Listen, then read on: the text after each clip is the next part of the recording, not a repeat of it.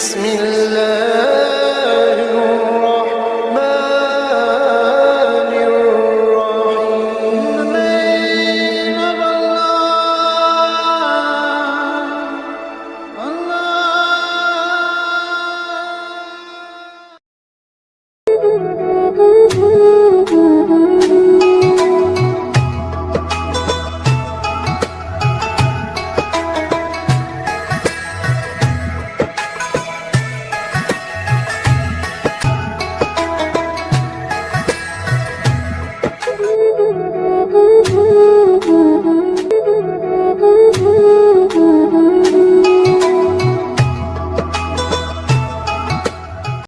نحمدہ ونصلی ونسلم علی رسول الکریم.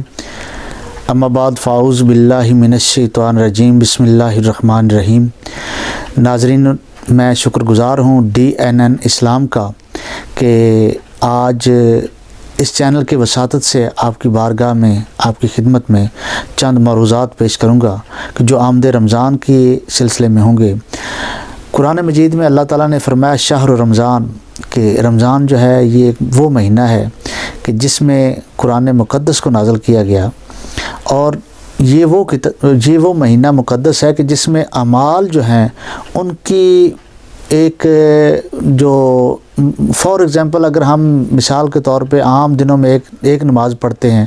تو وہ رمضان میں مقدس میں کتنی نماز کا اس میں ثواب چلا جاتا ہے. اگر ہم ایک عام دنوں میں روزہ رکھتے ہیں اور آقا کریم علیہ السلام کے اس لائے ہوئے مہینے، جو آقا کریم علیہ السلام کو یہ خاص مہینہ بخشا گیا جس کا نامی اس میں گرامی ماہ رمضان ہے، اس میں ایک روزہ رکھیں گے تو وہ کیا اس میں ہوگا. اس ماہ مقدس کو 3 درجوں میں تقسیم کیا گیا. اول رحمت، اس کا پہلے جو 10 دن ہے وہ رحمت، وَأَوْسَطُهُمْ، اور اس کا درمیانی جو مہینہ ہے اور اس کا لاسٹ جو ہے، یہ 3 طبقات میں تقسیم کیا گیا ہے. پہلا مہینہ مغفرت کا ہے، پہلا درجہ جو ہے یہ 10 دن، پہلا عشرہ جس کو بولتے ہیں وہ عشرہ ہے، اولہ رحمت و رحمت ہے. اور اس کا دوسرا جو عشرہ ہے وہ، اور تیسرا ہے وآخرہ عتق من النار، جو آخری ہے وہ روزے دار کے لیے جہنم سے آزادی ہے. تو ناظرین کرام، جب ہم ماہ مقدس کی آمد کا انتظار کر رہے ہیں اور آمد ہے، تو اس میں آقا کریم علیہ السلام کی جو ایک مقدس حدیث میں DNN اسلام نیوز کی وساطت سے آپ کی خدمت میں پیش کرتا ہوں کہ آقا کریم علیہ السلام فرماتے ہیں کہ چھوٹے کچھ اعمال میں 1-2 آپ کی بارگاہ میں عرض کر دوں کہ آقا کریم علیہ السلام فرماتے ہیں کہ ایک صحابی نے پوچھا کہ یا رسول اللہ، میں کسی کا روزہ افطار کرواؤں تو کیا ثواب ملے گا؟ تو حدیث کا مفہوم ہے کہ آقا کریم علیہ السلام نے فرمایا کہ جتنا روزہ رکھنے والے کو ثواب ملے گا اتنا ہی افطار کروانے والے کو ثواب ملے گا. تو وہ صحابی جو بارگاہ رسالت مآب صلی اللہ علیہ وآلہ وسلم عرض کرتے کہ یا رسول اللہ، میرے پاس اگر کچھ بڑا انتظام نہ کر سکوں افطاری کا تو پھر میں کیا کروں؟ تو آقا کریم علیہ السلام نے اس اپنے ایک صحابی سے فرمایا کہ اگر آپ کے پاس کچھ بڑا انتظام نہ ہو تو چاہے 1 گھونٹ پانی ہو، چاہے ایک کھجور ہو، تو آپ کو وہی ثواب ملے گا جو ایک پورا دن روزہ رکھنے والے کو ملے گا. ویسا ہی آپ کو 1 کھجور جو ہے اس سے افطاری کروانے کا وہی ثواب ملے گا. تو آقا کریم علیہ السلام کہ اس فرمان میں ہم عمل کریں تو ہمارے پاس بہت ڈھیر نیکیاں ہم اکٹھی کر سکتے ہیں، جمع کر سکتے ہیں اپنے نامہ اعمال میں. تو ایسے ہے کہ اس میں اگر ہم ایک لفظ قرآن مجید کا پڑھیں گے تو وہ 70 گنا چلا جائے گا، ایک نماز پڑھیں گے تو 70 پہ چلی جائے گی. تو اگر ہم کسی غریب کو 1 روپیہ دیں گے تو وہ 70 کی کاؤنٹنگ ہوگی، بلکہ اس سے بھی اللہ کی رحمت سے زیادہ ہو سکتا ہے کاؤنٹنگ. لیکن اگر ہم کسی غریب کو ملکی حالات، ملک کے لیے ہم دعا کریں گے سحر و افطار میں، افواج پاکستان کے لیے، پاکستان کی جو افواج پاکستان کی سلامتی کے لیے اور پاکستان کی بقا کے لیے جو ہماری ملک کی حفاظت کر لی، ان کے لیے ہم دعا گو رہیں گے اس ماہ مقدس میں، اور خاص کر جو شہدائے افواج پاکستان ہیں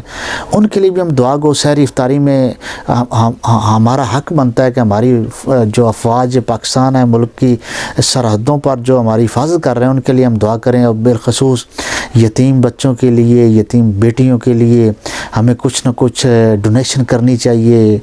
ان کے سر پہ ہاتھ رکھنا چاہیے، اور بالخصوص ماہ مقدس کی آمد ہے، اور یہ ماہ مقدس میں خاص کر ان لوگوں کو ہم دیکھیں گے کہ جن کے گھروں کا چولہا نہیں چل رہا، اور جن کے گھروں میں کھانے کے لیے کچھ نہیں ہے، اور جن کے بچوں کو پہننے کے لیے کچھ نہیں ہے، جن کے پاس جوتے نہیں ہیں۔ ماہ مقدس کی میں بڑی اللہ تعالیٰ نے ہمیں ایک سہولتیں دی ہیں، اور اس کا درجہ بہت بلند کر دیا ہے کہ کوئی بندہ ماہ رمضان میں اگر کوئی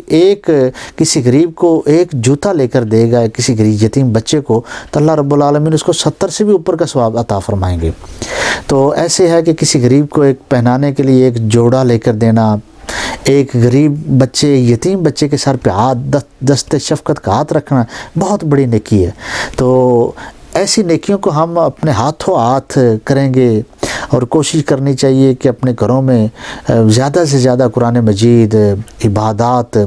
اور اللہ رب العالمین کی خوشنودی حاصل کریں۔ یہ ماہ مقدس تو ایک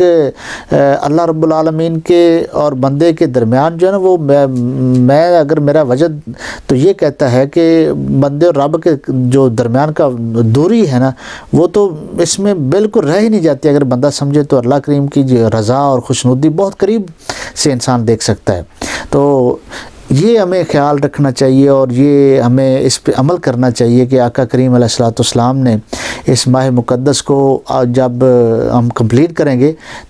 تو اس وقت ہمیں جنت کی ٹکٹ موصول ہو جائے ہمارے ایسے خلوص سے، اور چونکہ روزہ خلوص کا نام ہے، اور روزے کی جزا صرف اللہ تعالیٰ عطا فرماتے ہیں، کہ آقا کریم علیہ السلام کا فرمان ہے نا کہ جب روزے دار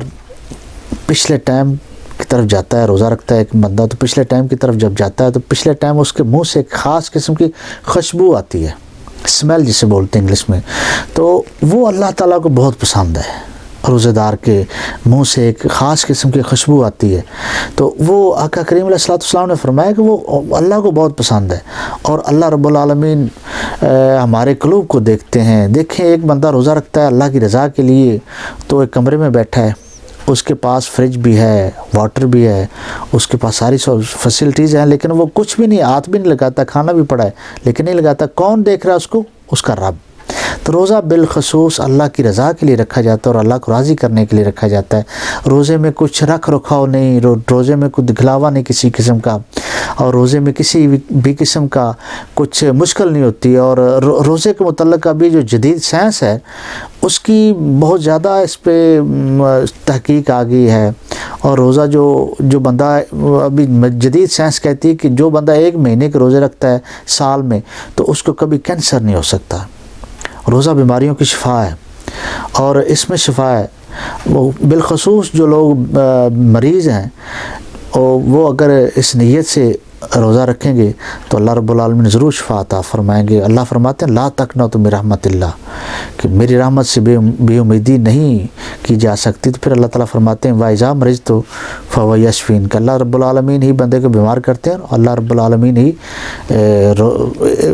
اللہ رب العالمین ہی بندے کو شفا عطا فرماتے ہیں۔ روزہ ایک بہانہ ہے اللہ کے قرب کا،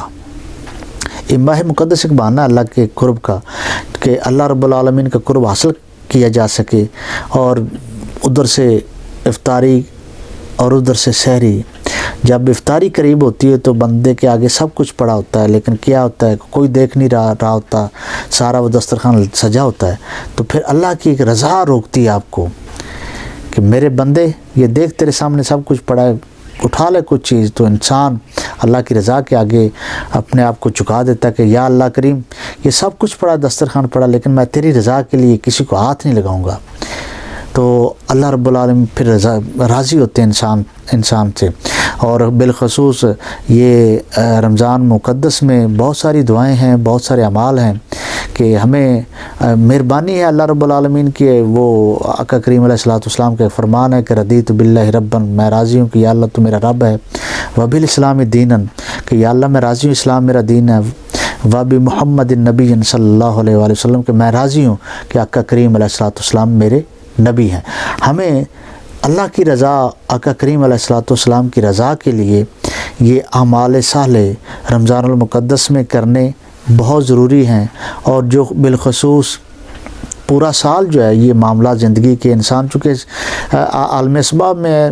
معاملات میں یہ معامل کرنا تو پڑتا ہے, لیکن خاص کر جو ماہ مقدس ہے اس میں برکات, اس کے فضائل, اس پہ جو اللہ کی خاص رحمتیں ہیں ان کو بھی ہم تھامتے ہوئے یہ ماہ مقدس گزاریں. اور بالخصوص جب آخری عشرہ ہو و آخر عتق من النار آئے, اس وقت ہم اپنی عید کی خوشیوں میں غرباء کو, یتیم کو اور مساکین کو, اور بالخصوص جو قیدی ہیں جیلوں میں, ان کے لیے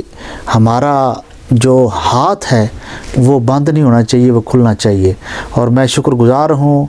DNN اسلام نیوز کا کہ ان کے ذریعے میں کے توسط سے میں آپ کی خدمات میں چند معروضات پیش کر سکا. السلام علیکم ورحمۃ اللہ وبرکاتہ.